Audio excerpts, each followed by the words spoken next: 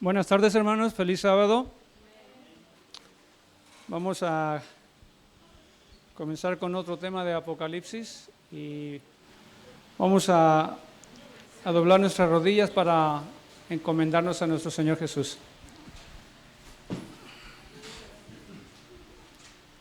Padre nuestro que está en los cielos, bendito y alabado es su santo nombre. Una vez más venimos delante de su presencia, Señor, para pedirle que su Espíritu Santo ilumine nuestra mente, que su Espíritu Santo obre en nuestros corazones y le pedimos que bendiga a su pueblo en la faz de la tierra. Se lo pedimos en el nombre de Cristo Jesús. Amén.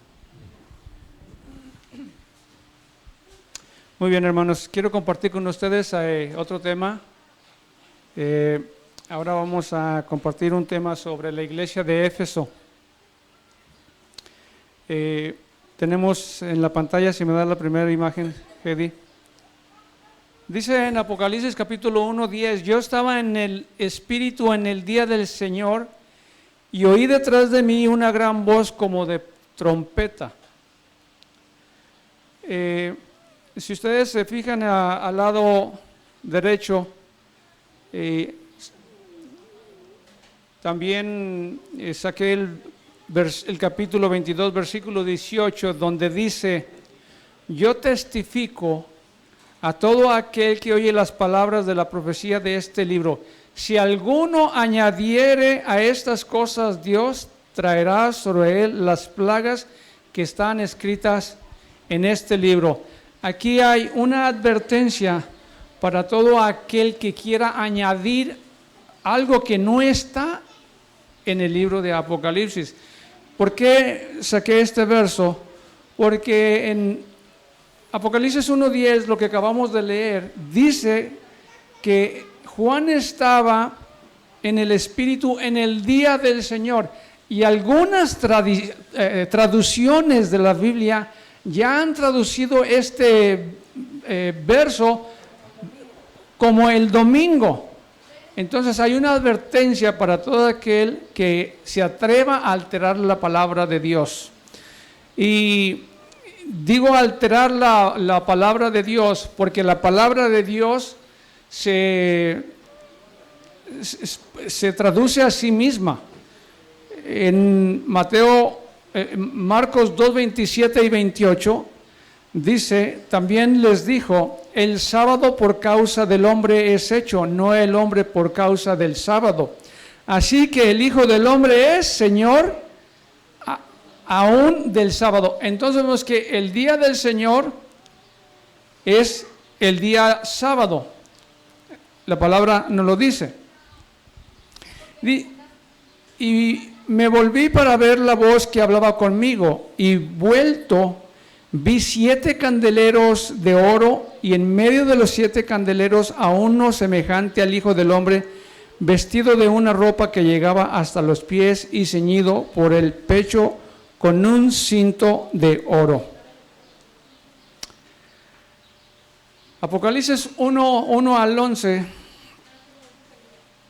dice: yo estaba en el Espíritu en el día del Señor, y oí detrás de mí una gran voz como de trompeta que decía: yo soy el Alfa y el Omega, el primero y el último. Escribe en un libro lo que ves y envíalo a las 7 iglesias que están en Asia: a Éfeso, Esmirna, Pérgamo, Tiatira, Sardis, Filadelfia y la Odisea.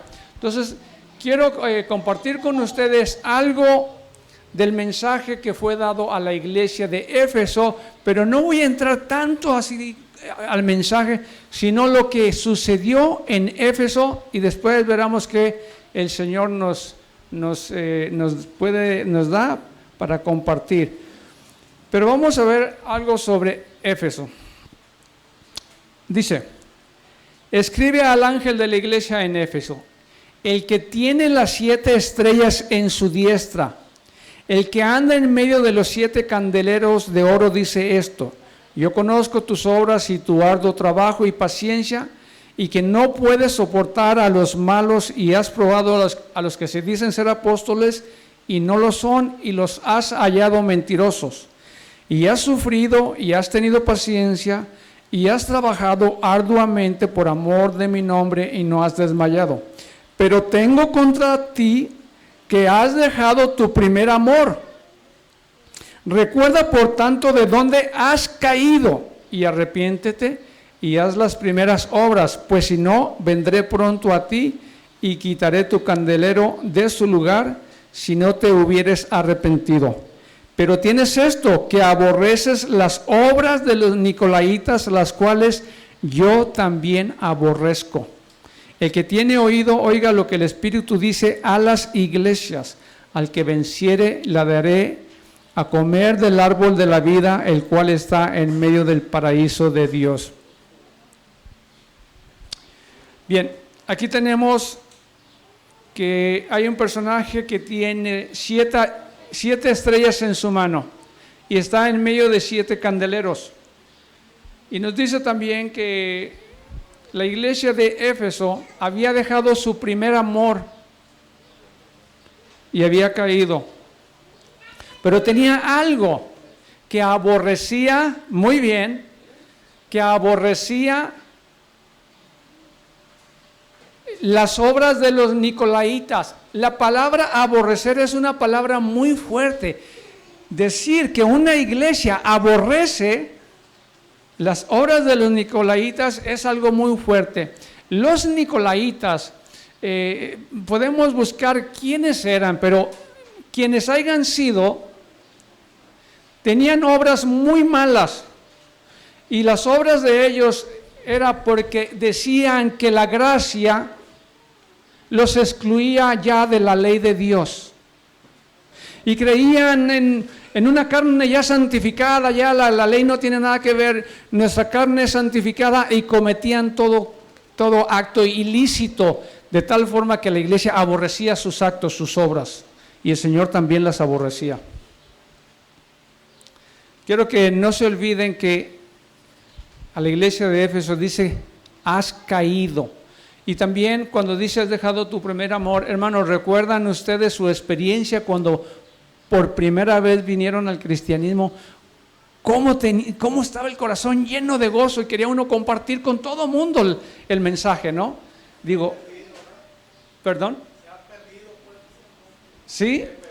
Entonces la iglesia de Éfeso, después de haber tenido ese celo, esas ganas de compartir, predicar en todo el mundo, porque todos iban a por todos lados predicando el evangelio, perdieron ese amor.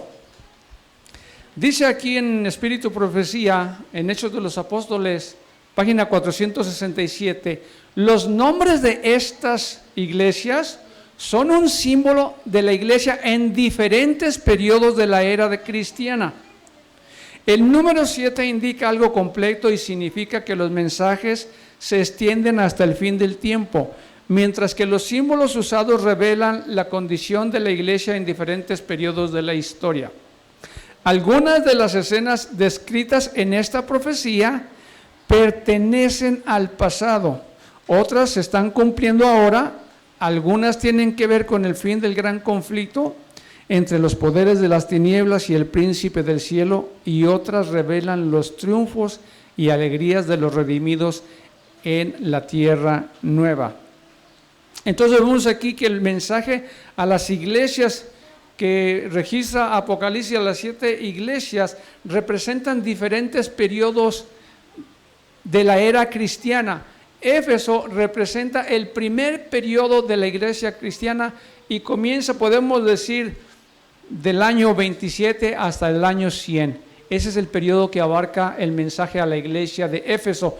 Pero hermanos, yo voy a compartir algo más, porque he encontrado que con la localidad de esta ciudad Éfeso hay mucha historia que nos va a revelar muchos conflictos que surgieron después de la experiencia de los hermanos de Éfeso, y es lo que quiero compartir con ustedes. Apocalipsis 1:16, aquí nos está ya interpretando la palabra de Dios mismo, lo que significa cuando ve al Señor con 7 estrellas en sus manos. Dice, tenía en su diestra 7 estrellas. De su boca salía una espada aguda de 2 filos y su rostro era como el sol cuando resplandece en su fuerza. Veamos la siguiente cita. Dice aquí en Espíritu Profecía, Cristo fue presentado como sosteniendo las 7 estrellas en su mano derecha. Esto nos asegura que ninguna iglesia que sea fiel a su cometido necesita temer la destrucción, porque ninguna estrella que tiene la protección del Omnipotente puede ser arrancada de la mano de Cristo. El que tiene las 7 estrellas en su diestra dice estas cosas. Estas palabras son dirigidas a los maestros de la iglesia, aquellos a quienes Dios confió pesadas responsabilidades. Entonces, ¿a quiénes representan las estrellas que tiene el Señor en su mano? A los maestros que tienen responsabilidades pesadas, es decir, a nuestros líderes, a nuestros pastores, a cualquiera que tenga una responsabilidad en la iglesia, está representado por una estrella que el Señor la tiene en su mano. Qué maravilloso, ¿no? ¿Qué significa eso? Significa, hermano, que si nosotros no nos salemos de la mano del Señor, estaremos seguros. Y por muy insignificante que parezca nuestra interpretación, el Espíritu de Dios puede obrar de tal forma que lo que presentemos pueda tocar el corazón de alguna persona. Les voy a contar una experiencia así pequeñita. Me acaba de contar hace como un mes un hermano, no voy a decir su nombre, que él vino aquí a la iglesia y él tenía un conflicto porque su esposa no quería venir. Y le decía, vamos, no, ve tú. Bueno, él venía. Y entonces la esposa en cierto momento tuvo un sueño que la aterrorizó. Y el siguiente sábado se vistió, se preparó, se cambió y le dijo al hermano, vámonos a la iglesia. ¿Vas a venir? Sí. Dijo, hermano, ¿cuál fue mi sorpresa? Cuando yo iba entrando, Jacobo estaba predicando. Cuando yo iba entrando con mi esposa, Jacobo dijo, hermanos, pásenle, bienvenidos. No es casualidad que ustedes han venido a esta iglesia. Hermano, eso me sacudió completamente. Imagínate. Y eso lo afirmó. Cosa sencilla. Cuando él dijo, hermano, no es casualidad que ustedes han venido a esta iglesia, con lo que le había pasado a su esposa, imagínate. Entonces, hermano, si nosotros nos mantenemos en la mano del Señor, el Señor puede obrar a través de nosotros con palabras sencillísimas. El misterio de las 7 estrellas que has visto en mi diestra y de los 7 candeleros de oro, las 7 estrellas son los ángeles de las 7 iglesias y los 7 candeleros que has visto son las 7 iglesias. Aquí la palabra de Dios nos está interpretando lo que significa.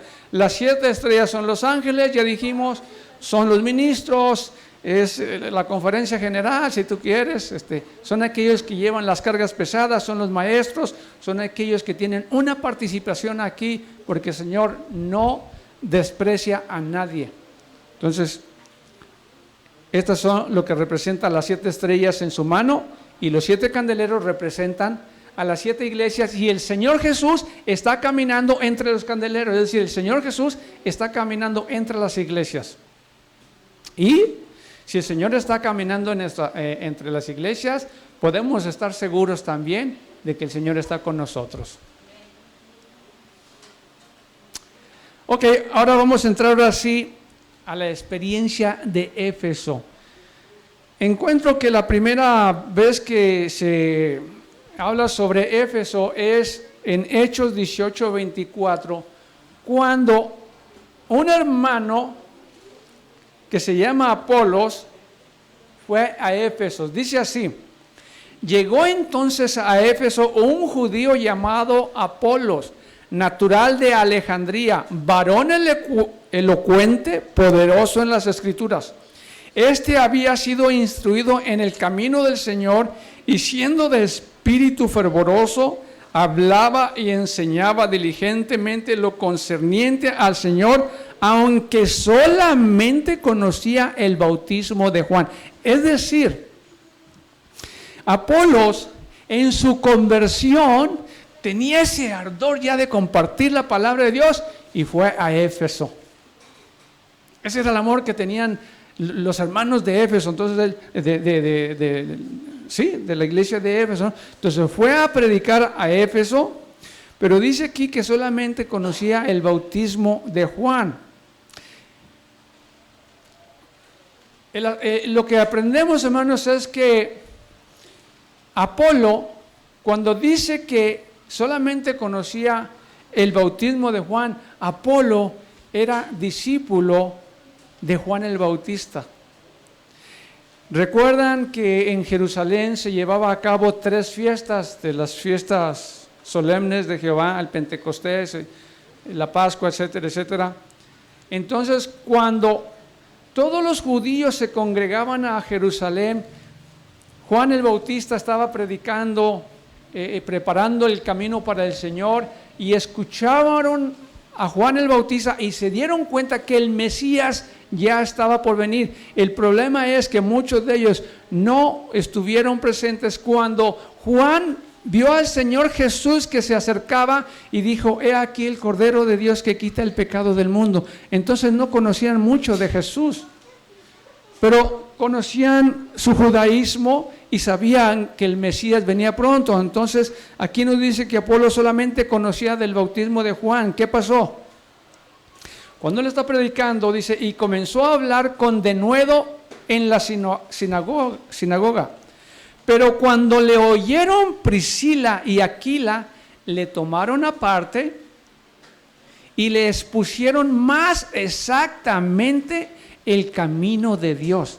Y queriendo él pasar a Acaya, es decir, como queriendo ir él a Corinto, Acaya está a un ladito de Corinto, los hermanos le animaron y escribieron a los discípulos que le recibiesen, y llegando él allá fue de gran provecho a los que por la gracia habían creído.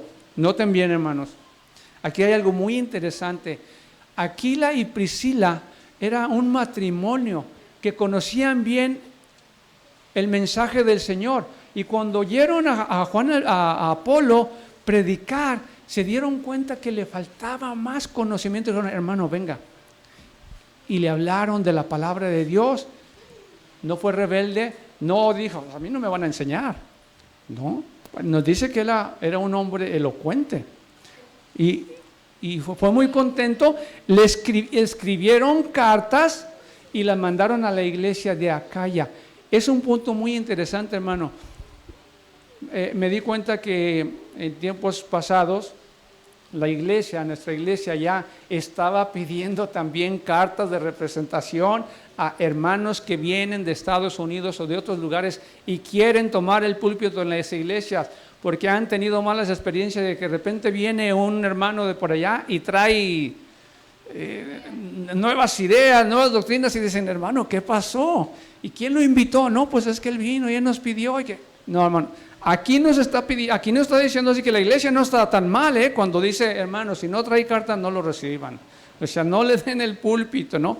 Aquí nos está diciendo que Priscila y Aquila le animaron, escribieron cartas a los discípulos que le recibiesen, y fue de gran provecho a la iglesia. Aconteció que entre tanto que Apolos estaba en Corinto, Pablo, después de recorrer las regiones superiores, vino a Éfeso, y hallando a ciertos discípulos les dijo: ¿recibiste el Espíritu Santo cuando creíste? Y ellos le dijeron: ni siquiera hemos oído que hay Espíritu Santo. Entonces dijo: ¿en qué pues fuisteis bautizados? Ellos dijeron: en el bautismo de Juan. Otros discípulos de Juan el discípulo estaban en Éfeso también compartiendo el mensaje de Juan el Bautista: el Mesías está cerca.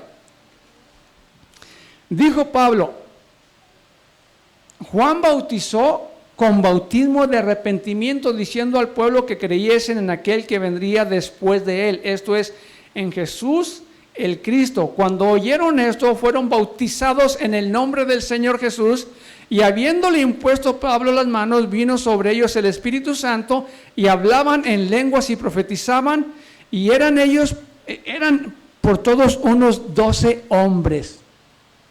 Hay cosas muy interesantes aquí, hermanos. Noten bien. No sabían ellos que había Espíritu Santo. ¿En qué fueron bautizados? En el bautismo de Juan. Y aquí encontramos, para aquellos que dudan del rebautismo, el rebautismo aquí está. Ellos ya habían sido bautizados por Juan el Bautista. Pero dice acá, dijo Pablo, Juan bautizó con bautismo de arrepentimiento, diciendo al pueblo que creyesen en aquel que vendría después de él. Esto es, en Jesús el Cristo. Cuando oyeron esto, cuando creyeron lo que el apóstol Pablo les explicó, fueron bautizados de nuevo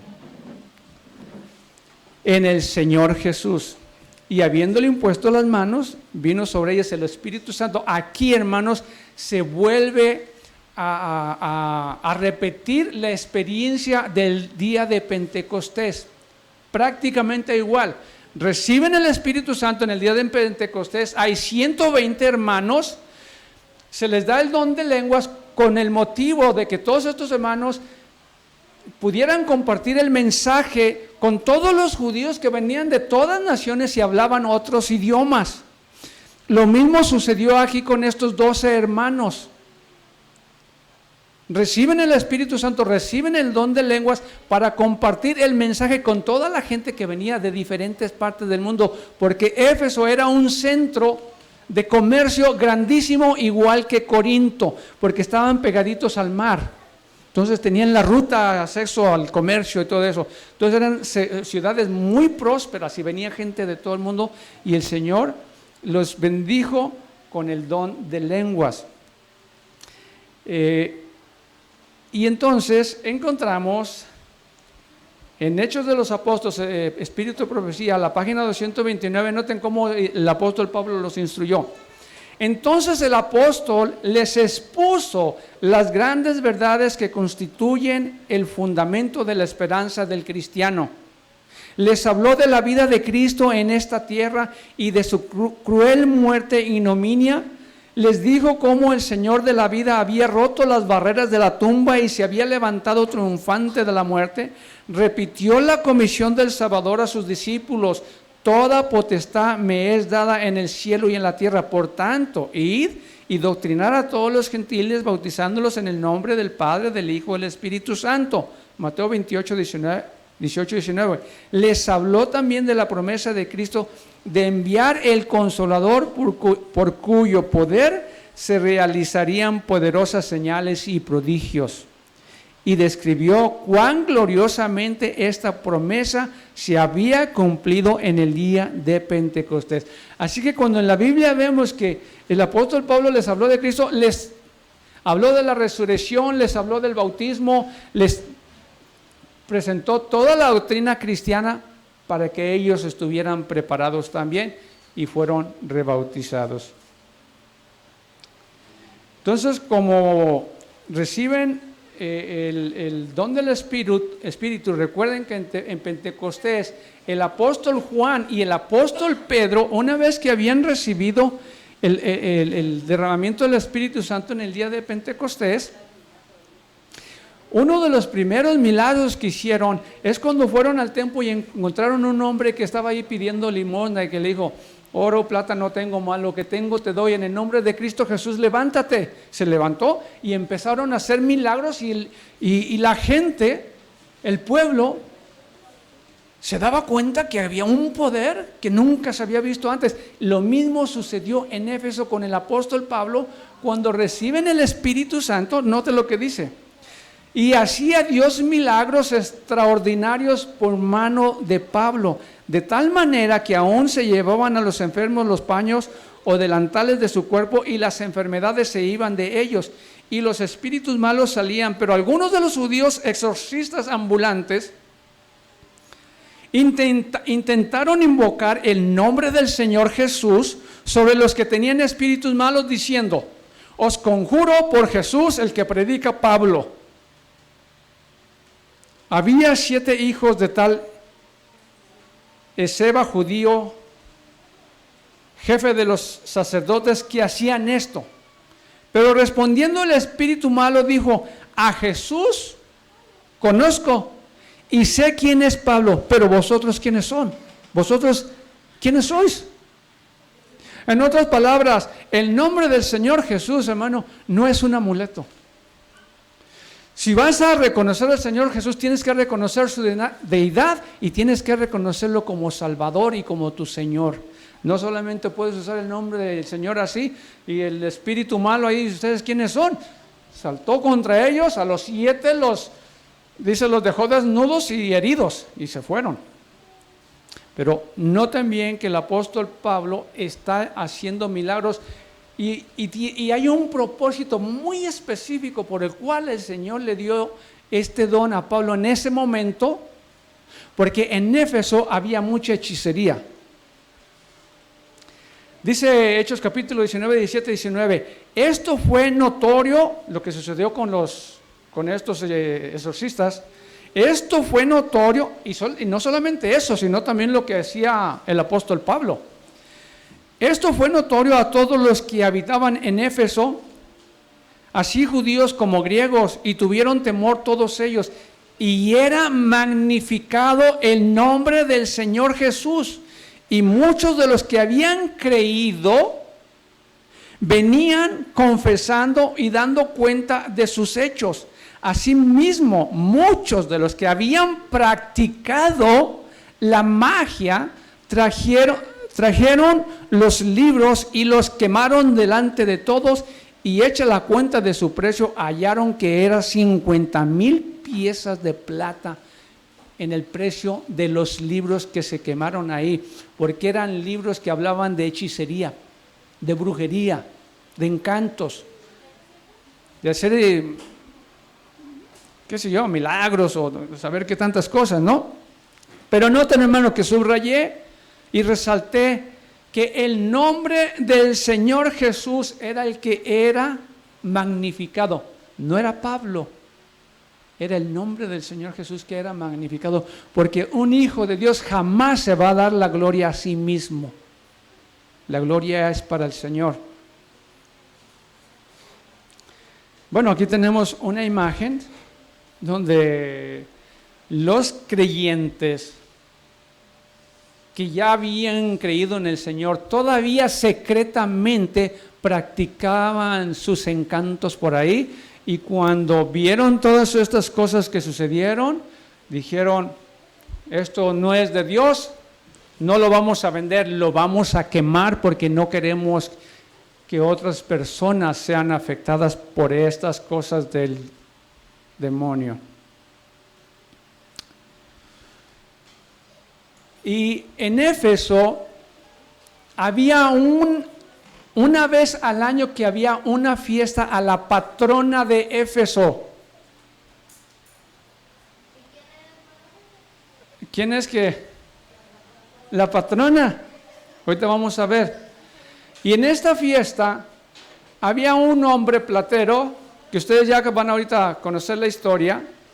Dice: hubo por aquel tiempo un disturbio no pequeño acerca del camino, porque un platero llamado Demetrio, que hacía de plata templecillos de Diana, ahí está tu respuesta, daba no poca ganancia a los artífices, a los cuales, reunidos con los obreros del mismo oficio, dijo: varones, sabéis que de este oficio obtenemos nuestra riqueza. Pero veis y oís que este Pablo, no solamente en Éfeso, sino en casi toda Asia, ha apartado a muchas gentes con persuasiones, diciendo que no son dioses los que se hacen con las manos. Y no solamente hay peligro de que nuestro negocio venga a desacreditarse, sino que también el templo de la gran diosa Diana sea estimado en nada y comience a ser destruida la majestad de aquella a quien venera toda Asia y el mundo entero. Cuando oyeron estas cosas, se llenaron de ira. la gente que había venido a esa fiesta religiosa, a esa peregrinación a Éfeso, como hoy día se da en nuestro tiempo. Y gritaron diciendo: grande es Diana de los Efesios. Hechos 19, 32, 34 sigue diciendo: unos pues gritaban una cosa y otros otra, porque la concurrencia estaba confusa y los más no sabían por qué se habían reunido. Pero todos ahí estaban, ¿no?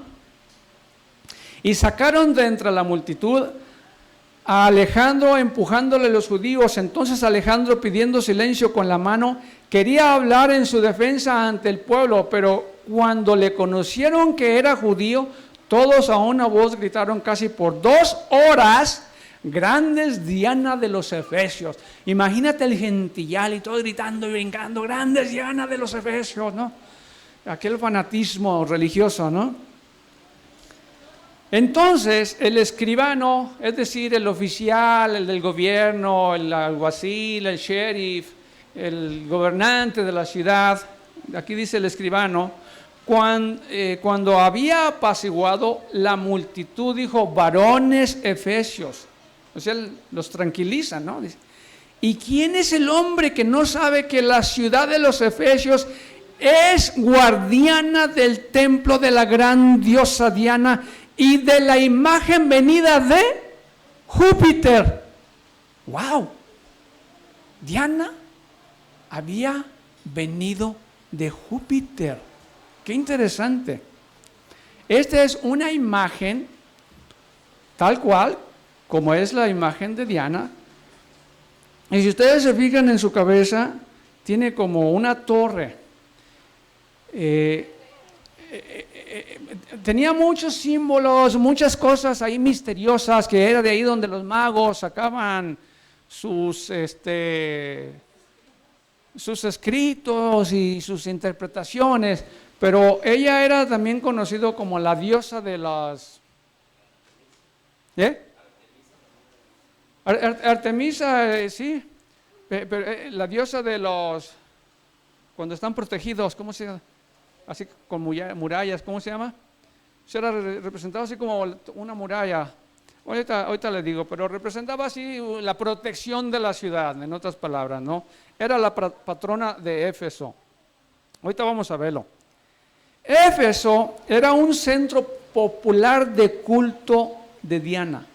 La fama del magnífico templo de Diana de los Efesios se extendía por todo Asia y el mundo. Su sobresaliente esplendor era el orgullo, no solamente de la ciudad, sino de la nación. El ídolo que estaba en el templo había caído del cielo, ¿según qué? Según la tradición. O sea, realmente no hay ninguna evidencia que realmente haya caído del cielo. Es según la tradición. En él estaban escritos, no también, caracteres simbólicos que se creían poseían gran poder. Los efesios habían escrito libros para explicar el significado y uso de estos símbolos. Entre los que habían estudiado detenidamente estos costosos libros, había muchos magos que ejercían una influencia poderosa sobre los supersticiosos, adoradores de la imagen que estaba en el templo.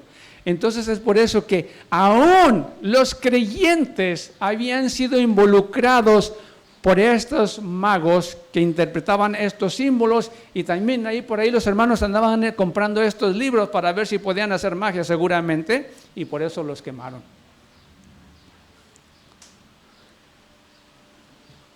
Encontré en un libro que se llama Codes Mágica un párrafo que dice así: en el principio la gran oscuridad, Diana, dividida a sí misma en dos iguales y fuerzas opositoras, noche y día. La noche era gobernada por Diana misma como la luna, el día por su otro yo y hermano Lucifer, el sol. Vean cómo se empieza a conectar uno ya con las fuerzas del mal, ¿no? Diana, representante de la noche, la parte oscura, y Lucifer como el sol. Y nos dice también ese mismo libro, en la enciclopedia masónica de Collis, dice que a los paganos la águila era un emblema de Júpiter, y para los druidas era un símbolo del supremo Dios. Entonces, la águila es un emblema de Júpiter. Recuerden que la imagen vino supuestamente de Júpiter. En el gnosticismo simbólico dice que el pentagrama está identificado con la esposa de Júpiter, que es Venus. Empecé a entrar un poquito ahí. Vamos a ver la siguiente imagen. Quiero que vean esa imagen. Este es supuestamente Júpiter. Ahí está el águila. Y empecé así como a escudriñar un poquito sobre los dioses de la mitología. Y hermanos, Júpiter, Venus y todos estos planetas, ¿sí? Pues son dioses, y a veces es representado siempre como mujer, como deidades femeninas, y es prácticamente muy confuso toda lo que es la mitología, porque en una nación creían de una manera, de otra manera, pero en sí venían siendo los mismos dioses, a veces con los nombres cambiados nomás, eso era todo, pero eran los mismos dioses. ¿Quién es el dios Júpiter? Júpiter, en latín Lupiter, también llamado Jove o Lobis, es el dios principal de la mitología romana.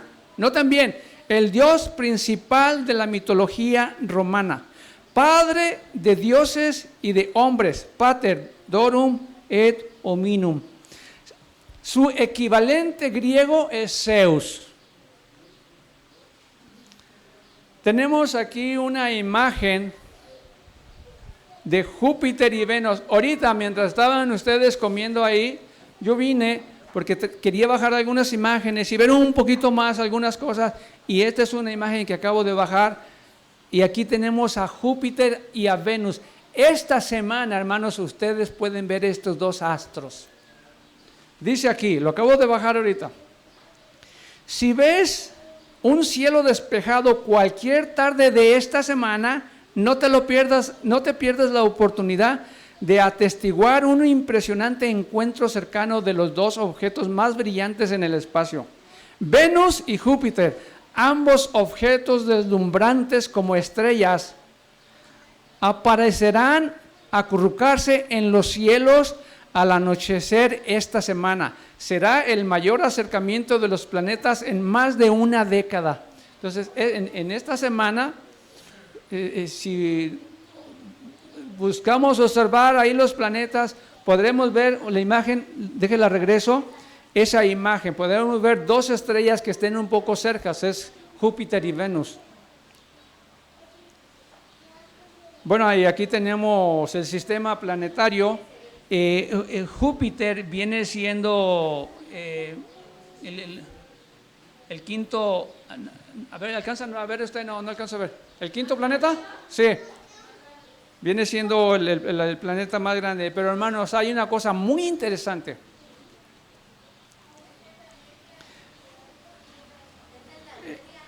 Sí, el planeta Venus, hermanos. Dame la siguiente imagen. El planeta Venus, en su órbita que hace, en su órbita, en los grados de latitud que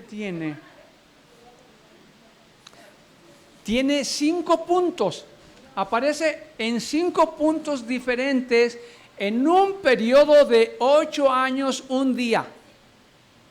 Y cuando se trazan esas líneas, encontramos que es el pentagrama. Por eso, estos planetas tienen algo que ver con todo eso, lo que es la hechicería, la brujería y todas estas cosas. Es el único planeta que tiene en su órbita estos 5 puntos diferentes, lo cual forman el pentagrama. Y esto se los estoy diciendo porque todo esto es lo que había en Éfeso, con la adoración a Diana. Bueno, aquí más o menos como si estuviéramos viendo uno de esos puntos. Dice, Éfeso era no solamente la más magnífica, sino la más corrupta de las ciudades de Asia. La superstición y los placeres sensuales dominaban en su abundante población. Bajo la sombra de sus templos se amparaban criminales de todas las clases y florecían los vicios más degradantes. Hay que entender, hermanos, que cuando a Diana se le presenta con tantos senos, significa que es la que da nutrición a la humanidad, ¿no? O es la diosa de la fertilidad, así que te puedes imaginar qué vicios degradantes había en Éfeso. Quiero hacer aquí ahora un paréntesis para entrar otra vez en la cuestión. En el tercer siglo y cuarto siglo, hermanos, se levantaron muchas controversias.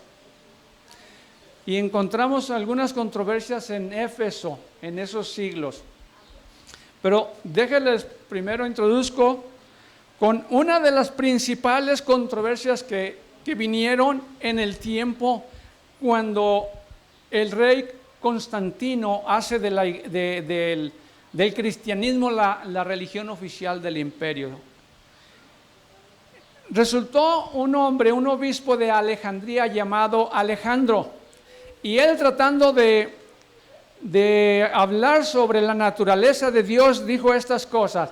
Y aquí fue cuando se llevó a cabo el concilio de Nicea en el año 325, donde se estableció la doctrina de la Trinidad. Pero el punto que era controversial no era en sí la Trinidad, sino era la relación que tenía el Hijo con el Padre, Jesús con su Padre.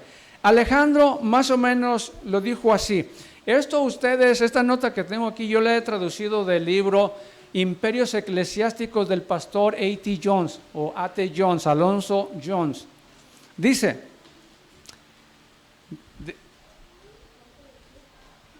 decía Alejandro, el obispo de Alejandría, el Hijo es inmutable e incambiable, todo suficiente y perfecto, como el Padre, diferiendo solo en este respecto, que el Padre es inconcebido.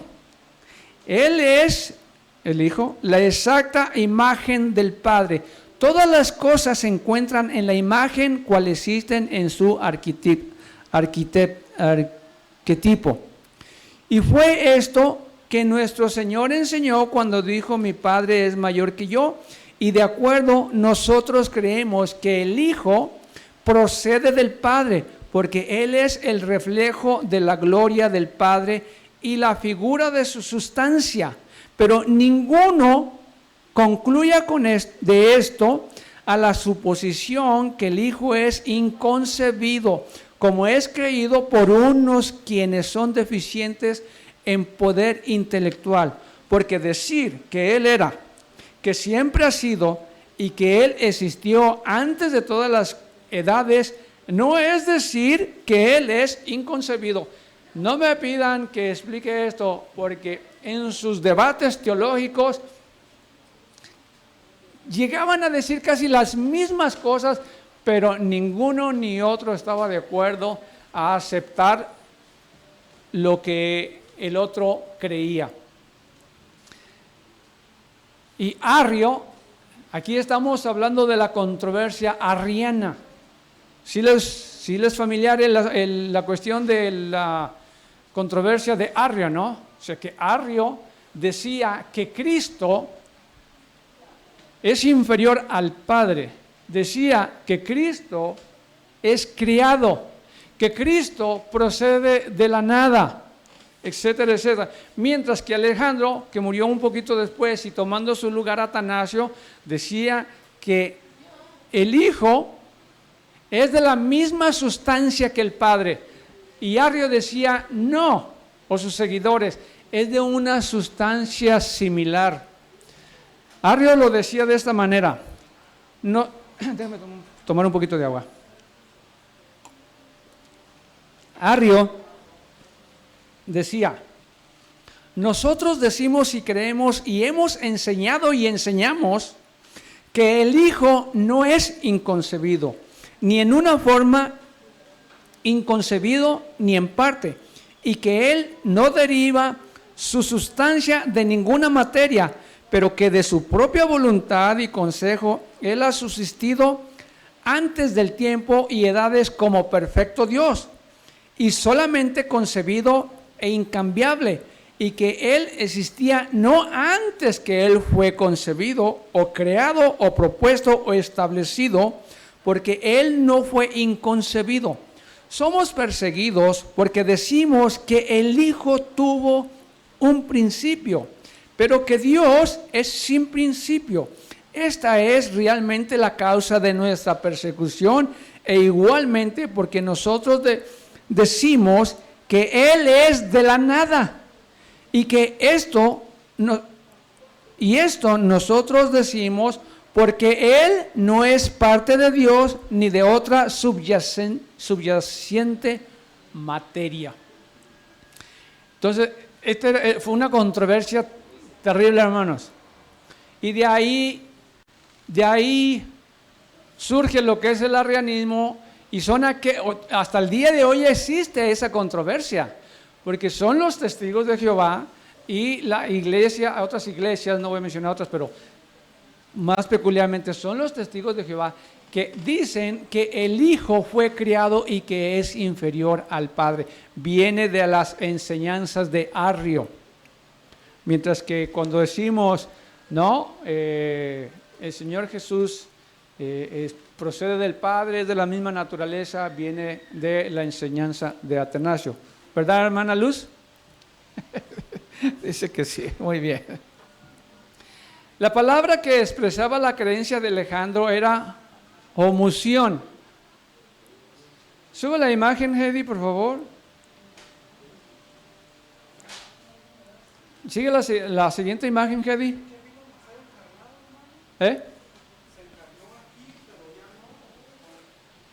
Luego lo explicamos porque es algo complejo. Bueno, la palabra que expresaba la creencia de Alejandro era homoción. La palabra que expresaba la creencia de Arrio era homoción. Una palabra tiene dos is, es toda la diferencia. Pero la palabra de Alejandro, homoción, significaba de la misma sustancia que el Padre. Mientras que la palabra que usaba Arrio era que era de una sustancia similar, pero no era igual al Padre. Y esa era toda la controversia, y continúa todavía. Y esto abrió otro debate. El debate ahora sí vamos a Éfeso, porque ahora en el año 431 en Éfeso se llevó a cabo otro concilio y otra controversia. Ahora era, ¿qué relación tiene la Virgen María con la naturaleza de Cristo? ¿Es María madre de Dios o es María madre de Jesús hombre? Y esa se llevó el concilio de Éfeso ahora en Éfeso en el año 431. Éfeso ahora ya en el año 431 estaba consagrada la ciudad a la Virgen María. Así que el lugar, ya no era Diana. No, ahora era María la patrona de Éfeso. Y en Éfeso se lleva a cabo este concilio para definir si María es madre de Dios o es madre de Jesús en la humanidad. ¿Y cuál crees que fue el resultado? declararon, obviamente, ¿no?, que María es Madre de Dios. Tengo aquí todo un argumento aquí grande de lo que sucedió, tomado del 9º capítulo de Imperios Eclesiásticos, que te cuenta toda la historia de estos concilios. Y bueno, Hedy, dame la siguiente imagen, por favor. Entonces, cuando se anunció que verdaderamente el concilio había concluido que sí, María es Madre de Dios, toda la ciudad salió, tal como está la escena esa ahí, mujeres con inciensos por la calle atrás los obispos y todos glorificando que María había sido declarada Madre de Dios, igual como en el pasado cuando se llevó a aquella gran controversia y hasta quisieron matar a Pablo, y los efesios gritaron por 2 horas, grandes Diana de los efesios. Sucedió lo mismo aquí en Éfeso, en la misma ciudad, cuando se decretó en el concilio de Éfeso en el año 431 que María era Madre de Dios. Pero bueno, sí. ¿Quién? ¿Jesús y Dios eran hermanos? No, Jesús es el hijo sí, es el hijo de María. Sí. Sí, pero Dios no es. Dios es eterno, Dios no tiene principio, Dios no tiene fin. Entonces, aquí ellos, llegaron a la conclusión que es Madre de Dios porque hubo otra controversia. Ahora la controversia era, ¿Jesús tiene 2 naturalezas o tiene una naturaleza? Y es una historia muy larga, muy interesante, pero no hay tiempo para decirla, porque ya se está terminando el tiempo. Y la controversia todavía no terminó. Dame la siguiente imagen, Hedy. La controversia en cuanto de la Virgen María no terminó en el concilio de Éfeso en el 431. Usted pueden mirar en Hitos del Magisterio sobre la Inmaculada. El Magisterio es el colegio de interpretación de la Biblia de la Iglesia Católica. Ellos son los que definen la doctrina de la Iglesia Católica, el Magisterio, ¿ok? Y dice, Sixto IV, en 1476 y 1483, aprueba la fiesta y el oficio de la Concepción Inmaculada, prohibiendo calificar como herética la sentencia inmaculista. Inocencio VIII, en 1489, aprueba la invocación de la Concepción Inmaculada. Concilio de Trento, en 1546, declara que no es intención suya incluir en este decreto en que se trata del pecado original a la bienaventurada e inmaculada Virgen María, Madre de Dios. San Pío V incluye en el brevario el oficio de la Inmaculada. Paulo V, en 1616, prohíbe enseñar públicamente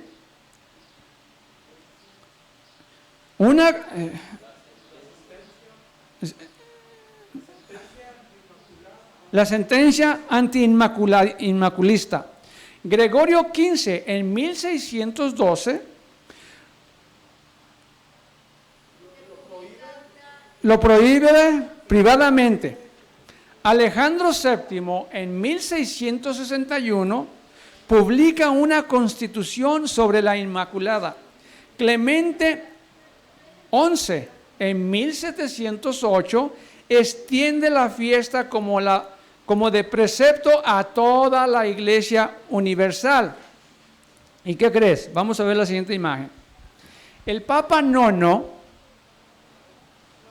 en 1854, proclama el dogma de la Inmaculada Concepción de María, un dogma que había sido ya sugerido en el concilio de Basilia en el año 1439, y el Papa Pacelli, o el Papa XII,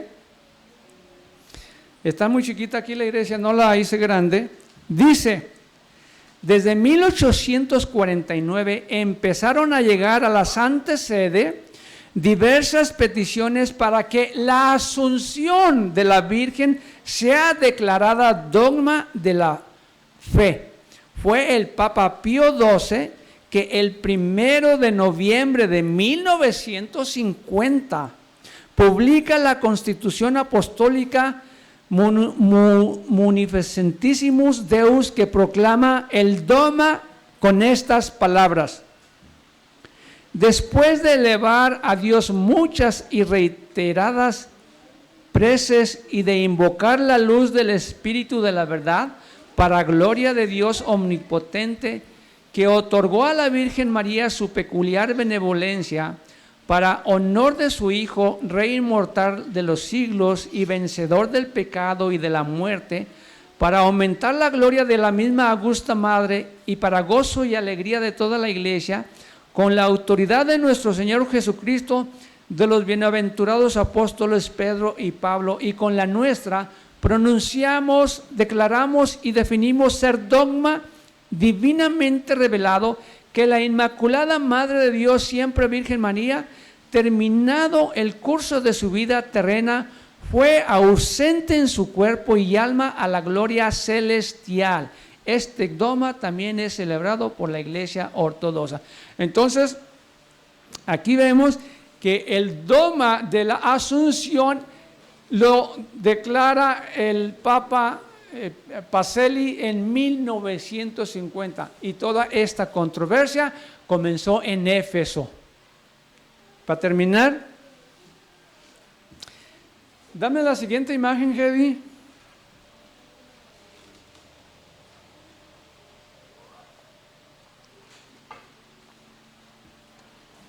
Esa imagen. Esa imagen. ¿Quién reconoce esa imagen? ¿No la conocen? Esta imagen se encuentra en el Vaticano. Ah, qué bien, la hermana conoce. El apóstol Pedro ahí tienen. ¿Pero qué crees, hermano? Que esta es la imagen de Júpiter. Entonces, lo que la iglesia hizo o ha hecho a través de los años, ha hecho la adaptación de las imágenes paganas al cristianismo, entre comillas. Entonces se introducen a Júpiter y dicen es San Pedro, pero pues aquellos que son paganos saben que no es San Pedro. Y con esto terminamos.